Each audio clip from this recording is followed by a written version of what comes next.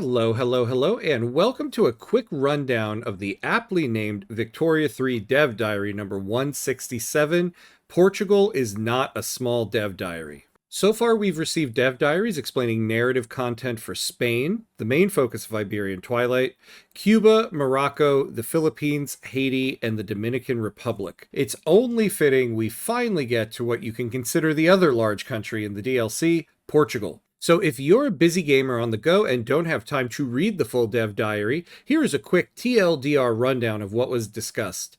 As always, if you want to read the full dev diary, and I highly suggest that you do, a link to it is in the description. Let's dive in. First up is the free content that will be part of Update 1.12. At Game Start, Portugal will have two unique and conflicting ideologies to contend with.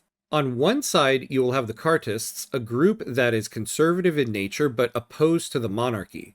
On the other side, you will have the Miguelists, a group named for their support of the deposed King Miguel I.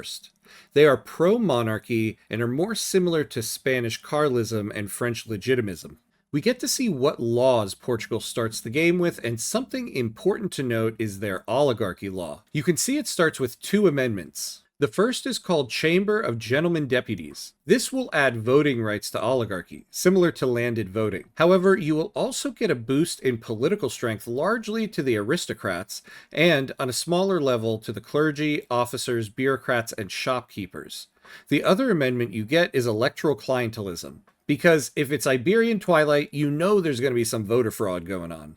All of this will play into what we will now go over, which is the paid content part of the DLC. This journal entry is named for a time period in Portugal named Devourismo, explained in the dev diary as referring to the perceived devouring of the Portuguese nation by corrupt politicians. I was going to say, what does that sound like? But really, many countries are the real Slim Shady on that one. All you have to do is fill in the blank. The thing to take note here is Portugal starts the game with this journal entry, and while it's active, you will be forced to privatize all your buildings, given the private sector wants to buy them. You'll suffer a -10 to legitimacy and incur £2,500 of government expenses. You do get a +3 to the standard of living for the upper strata, yay, and a -25% political strength to the Catholic Church, which is pretty much a yay. But the malices you get here are pretty substantial. There are 4 possible outcomes to this journal entry, each centered around either a Cartist or constitutionalist victory. If you have money in the bank, you're not taking any loans,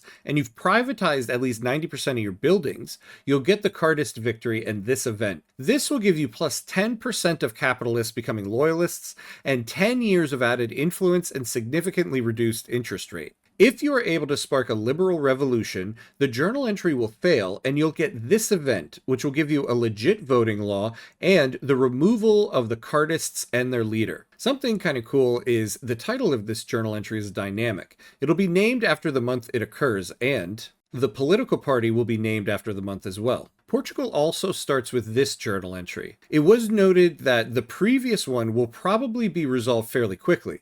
However, this one will last for quite some time. There are 3 outcomes for this: a victory for the constitutional monarchists, the Republicans, or the Miguelists. For a constitutional monarchist victory, you need to have a bureaucracy surplus, complete the regeneration journal entry, more on that later, not have had any revolutions or coups in the previous 10 years, and marginalize the Miguelists. Like they said, this journal entry will take some time. Doing that will give you this event that will reward you with 20 years of added political strength to the intelligentsia and petite bourgeoisie, as well as added coup resistance, a mechanic explained in the previous dev diary. You'll also get legitimacy and political strength boosts based on votes. If you get rid of monarchy while that journal entry is active, the entry will fail. Or I guess we should say fail up. This is the historical outcome and establishes Portugal as a republic. To solidify that republic, you will get 10 years of decreased pop attraction to the royalist and Miguelist movements.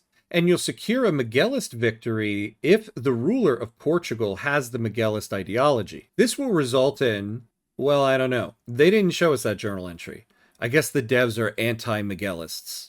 Don't at me, I said what I said. And that leads us to the regeneration journal entry.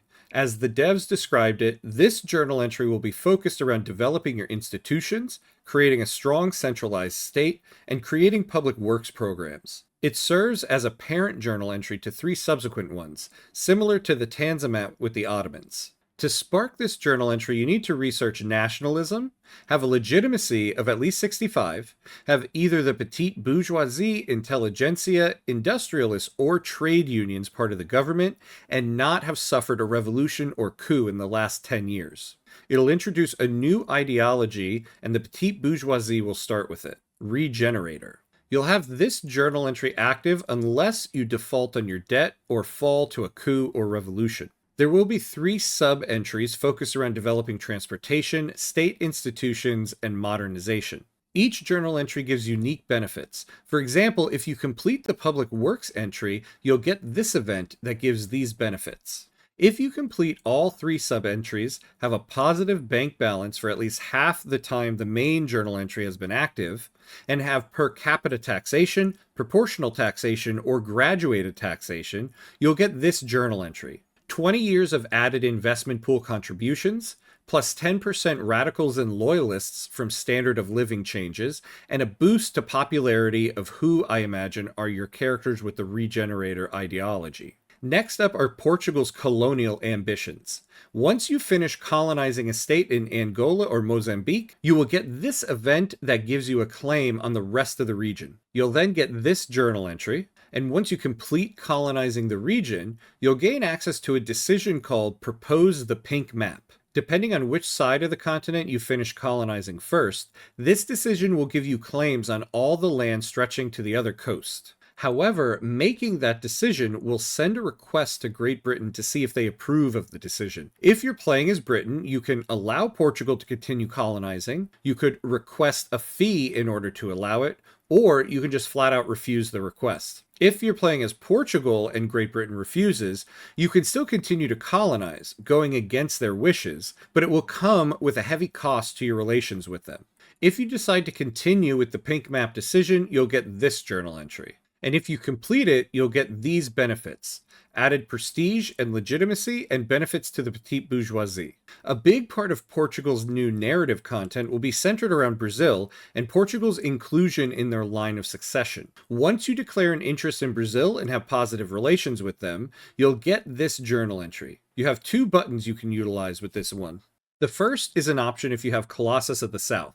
It'll give Brazil progress on the Magnanimous Monarch journal entry and result in Portugal getting an obligation from Brazil. The second button will activate the journal entry, the United Kingdom. You'll incur a sharp stare from Queen Victoria over copyright infringement. This journal entry will be about keeping your ruler in the line of succession to the throne of Brazil. You'll get access to a new treaty article called Amend Succession Laws. Getting this will cause Brazil to change their succession laws to permit Portuguese candidates to take the throne of Brazil. If Brazil accepts a treaty with this article, it'll make the sitting monarch of Portugal the heir to Brazil. At this point, you just have to wait for Pedro II of Brazil to unalive, as the kids say. You'll also get to see the progress of the Magnanimous Monarch journal entry in Brazil, because now you'll have a vested interest in it. You'll want to make sure Brazil doesn't abolish the monarchy. Once Pedro II expires or abdicates, you'll get this journal entry and you'll enter a personal union with Brazil, with Portugal being the senior member. The last part of the Dev Diary was about the Iberian Union. When you research pan-nationalism, you'll get this event that will allow you to either pursue the Iberian Union or reject it. If you accept it, all Iberian countries will then get the event and make a similar decision. If you are the only country that accepts it and the others reject it, and if you want to create the Iberian Union, well then it looks like you're going to war. However, if more than just you accept it, you'll get this journal entry. This Establish Real Union button will become active if all of these conditions are met. The most notable is that you need to have at least 15 similar laws with the other country, as well as have your style of government and distribution of power laws be similar. If you meet these conditions, you will then become the Iberian Union. This journal entry will be dynamic and change based on the style of government you have. If you are communist or anarchist, you will have the option to create a new culture. If the date is past 1890 and you're playing as a council republic, and you have cultural exclusion or multiculturalism, you can change your country's language to Esperanto. Here you can see the new Iberian culture with the new Esperanto language. And if you adopt Esperanto, the names of your cities will change to adopt the Esperanto form. And lastly, you'll be able to choose what your new flag will look like, even going as far as to incorporate the symbol of the sitting royal family to the flag if you create a monarchist Iberia. There certainly will be plenty of content to work with when doing a Portugal run, and that brings us to the end of the Dev Diary. I did it. I promised myself I wasn't going to show a picture of Cristiano Ronaldo in the Portugal Dev Diary. Ugh, damn it. If you found this video helpful, please consider giving it a like and the channel a subscribe. A very special thank you to the channel members. You really help to keep this going, and I highly, highly appreciate your support. So thank you. That's it for now. As always, be awesome.